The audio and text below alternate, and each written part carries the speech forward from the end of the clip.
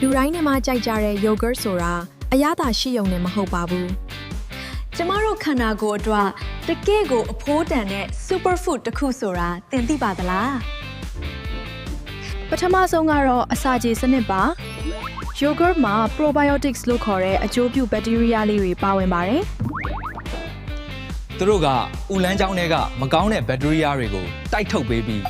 လေပွားတာတွေကိုတက်တာစေပါတယ်ဒုတိယအချက်ကတော့အယိုးကျန်းမာရေးပါ yogurt မှာ calcium နဲ့ phosphorus ကျွယ်ဝစွာပါဝင်ပါတယ်ဒါကြောင့်အယိုးနဲ့သွားတွေကိုတန်မာစေပြီးအယိုးပွားယောဂါကိုကာကွယ်ပေးနိုင်ပါတယ်တတိယအချက်ကတော့ကိုယ်ခံစွမ်းအားပါ yogurt ကတင့်ကိုရာသီပေါ်ဖျားနာမှုတွေကနေကင်းဝေးစေမှာပါဒါအပြင် protein တက်လည်းကျွဲဝလို့ဗိုက်ပြက်စေပြီးအာဟာရလည်းဖြစ်စေပါတယ်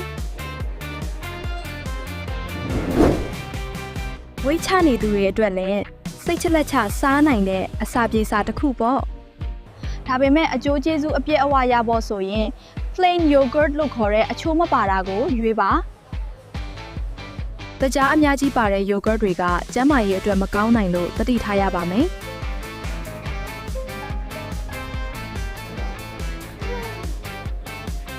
မိမိနှစ်သက်ရာလက်ဆက်တဲ့အသီးအနှံလေးတွေနဲ့ရောစားမယ်ဆိုရင်တော့ပိုပြီးပြည့်စုံသွားပြီပေါ့ဒီနေ့ပဲတင့်မိသားစုရဲ့နနက်စာစားပွဲမှာ yogurt ကိုထည့်သွင်းလိုက်ပါတော့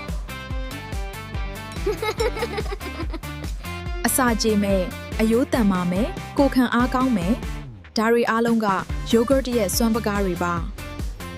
ကျမရေးဗဟုသုတတွေဆက်ကြည့်ဖို့ကျမတို့ channel ကို like နဲ့ follow လုပ်ထားဦးနော်ကျေးဇူးတင်ပါတယ်ရှင်